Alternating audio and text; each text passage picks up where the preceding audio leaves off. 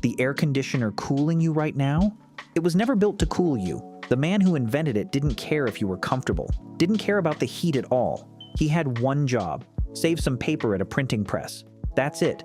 And that one tiny fix ended up rewriting the entire modern world. Stick around, because this story gets wild. Before you go any further, if you're new here, hit subscribe and tap that bell, because stories like this are exactly what this channel is about. Section 1. The killer nobody talks about. Before the 1900s, summer wasn't just uncomfortable, it was deadly.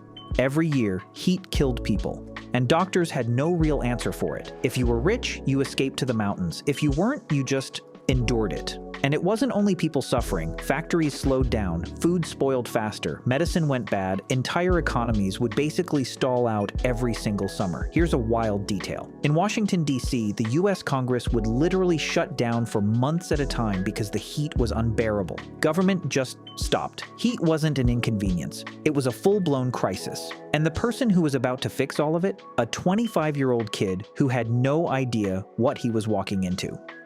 Section 2. The printing press problem. Buffalo, New York. There's a printing company called Sackett Wilhelms, and they've got a problem that makes no sense to anyone outside the industry. In summer, their paper swells up. Humidity gets into it, the edges curl, and once the paper isn't flat anymore, the ink misaligns. Red bleeds one way, blue bleeds another, and entire print orders get ruined. They're losing serious money every single summer, so they call in an engineering firm to fix it. Now, you'd think a problem this expensive gets handed to a senior expert, right? Someone with decades of experience? Nope, it goes to the new guy, fresh out of college, barely any field experience, 25 years old. His name? Willis Carrier. And he had no idea this random assignment was about to change history.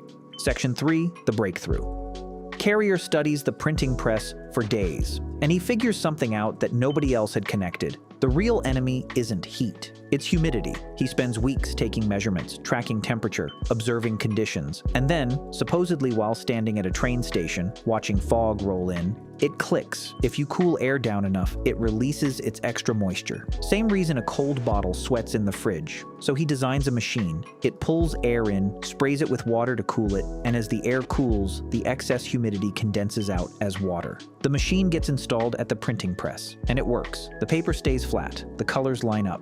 Problem solved. But here's the part you need to sit with. Carrier didn't build this for people. He didn't care about human comfort. He just needed that paper to behave. Human comfort wasn't even part of the equation. Section 4. Going bigger. In 1906, Carrier patents the invention. He gives it some long technical name, but later, he's the one who coins the term we still use today: air conditioning. The machine starts spreading: textile mills, pharmaceutical companies, factories of all kinds. Then in 1911, Carrier presents a research paper at a major engineering conference, laying out the entire science of humidity control. Engineers around the world are stunned that a 25-year-old figured all this out. His name is suddenly everywhere. Things are looking great, and then everything falls apart.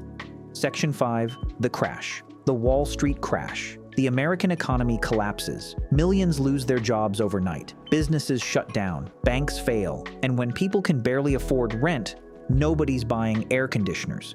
Carrier's company is suddenly staring down the possibility of total collapse. It looks like this incredible invention is about to die out before it ever really took off. But then, out of nowhere, a new hero enters the story: the movie theater. Section 6. The unexpected savior. During the Depression, most people had no money to spend, but there was one place they kept showing up: the cinema. Why? Because by this point, theaters had air conditioning. Outside, it's 45 degrees Celsius. Inside, a cool 24. People weren't necessarily going for the movie. They were going to sit in that cold room for 2 hours and escape the heat. Theaters with AC were packed every single show. Theaters without it sat empty. Orders for Carrier's machines come flooding back in, and the company survives. But something even bigger happens here. For the first time, ordinary people actually experience air conditioning for themselves, and they realize this isn't just some factory machine. This could be part of normal life.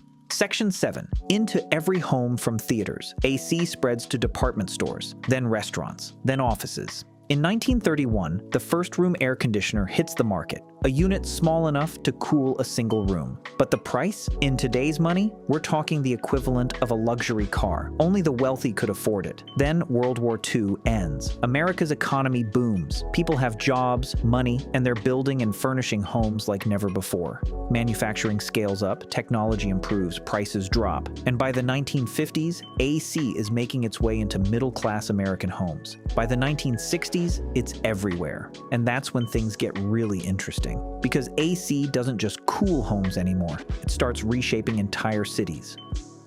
Section 8. Cities that shouldn't exist. Quick question, have you heard of Dubai? The skyscrapers, the malls, the luxury hotels? In the 1970s, Dubai was a small desert village. The heat made it nearly unlivable.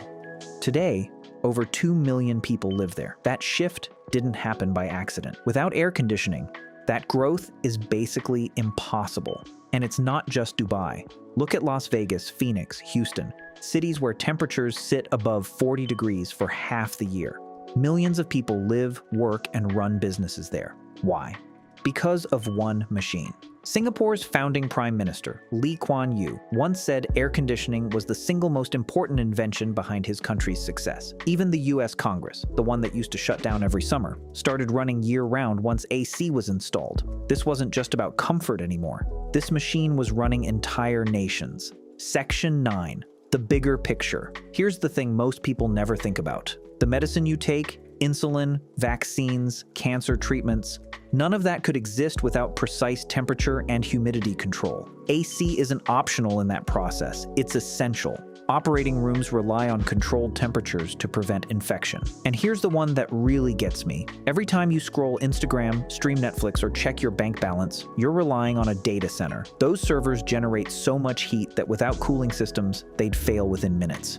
Your messages, your photos, your money, all of it, quietly depending on this technology. The lesson. In 1902, Willis Carrier just wanted to stop some paper from curling at a printing press. He had no idea his fix would end up powering modern medicine, enabling entire cities to exist, and keeping the internet itself running. And maybe that's the real takeaway here. The biggest revolutions in history rarely start with some grand vision to change the world. Most of the time, someone's just trying to solve one small, annoying problem. And somewhere along the way, history gets made. If you enjoyed this, smash that like button, subscribe, and hit the bell so you don't miss the next one. See you in the next video.